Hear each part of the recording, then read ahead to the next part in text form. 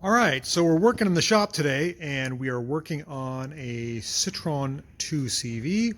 This is a little French car customer brought me to work on, and it's just a really neat little car with its blue and silver paint job. It's not original, but it sure is pretty.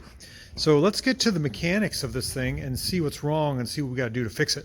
A lot of you guys are interested in unique cars. That's why you watch my channel, so I'm not going to disappoint you.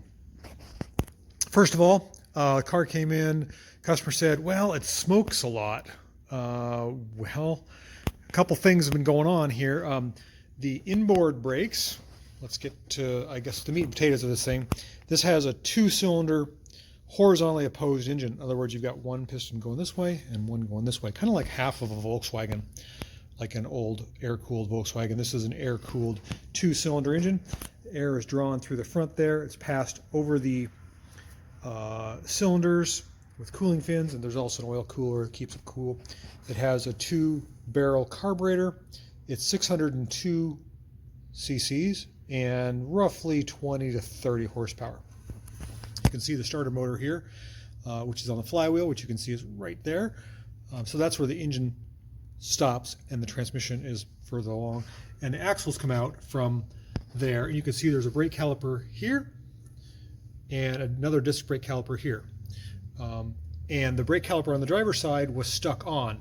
So the customer was driving around with the brake stuck on, got the brake really hot, got the engine really hot because it was working so hard, and it cooked the CV boot that's nearest that brake caliper, and it slung axle grease all over the exhaust system, all over everything that's burning hot, and of course smoke came out, as well as the engine was producing a lot of blow-by because it was working so hard. So that should take care of the smoke. I replaced the brake calipers, both of them, and the e-brake is part of a lever on the front there. I don't know if you can see those with that spring there. So it's all pretty unique. It's just different than what most Americans are used to. It takes special brake fluid, takes special brake parts, it takes a special person to work on it, and that's where I come in. So we got that part fixed, but then moving on here to the wheels, a couple things. There's a ton of play. Let me just show you. This is our wheel hub here. We have 3-bolt wheels. There's our 3-bolt wheel there. Bolts onto our 3-bolt hub. This is a front wheel drive. I've got the axle pulled out right now, but I just kind of was pulling the wheel off and I was like, look how much play is in this. That wheel bearing is knackered. Not only is the wheel bearing knackered, but if I grab the top of the kingpin here and work back and forth, the kingpins are shot, which this is your kingpin area right here. So I've got to figure out a way to press that kingpin out and replace it, and I'm working on that with a tool for dodges, believe it or not. Let me see if I can adapt it. I've got the cover off the bottom, but I've got to press the kingpin up and out, and a new kingpin looks something like this. So we're working on that.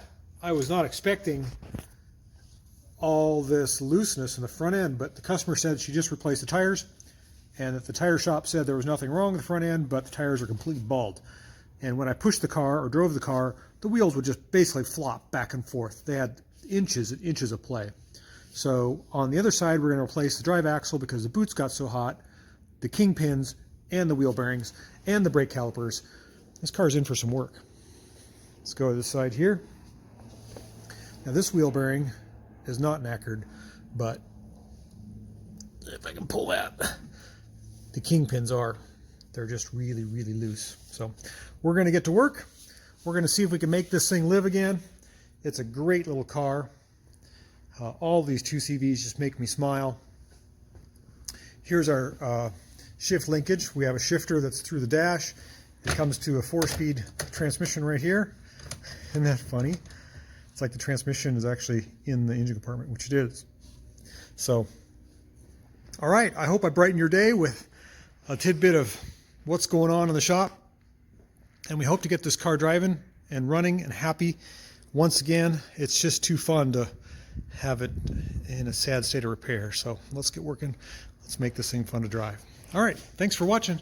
Thanks for checking me out, and we'll do a road test once I get to work on this thing.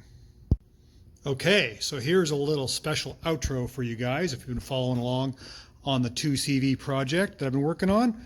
I have my Dodge diesel ball joint tool remover that I thought I was going to use to press out these teeny weeny little kingpins on this 2CV that I'm working on. This is a Citroen 2CV, and I thought I was going to have to break out the big tool, but I just simply got a punch like this. Once I got the cap off the top, and you just kind of hammer it out. Kingpin coming right out the bottom. See that? Once you get the kingpin out, and the whole hub sort of is going to fall off in your hand. That'll make a liar out of me. It wants to fall off in your hand.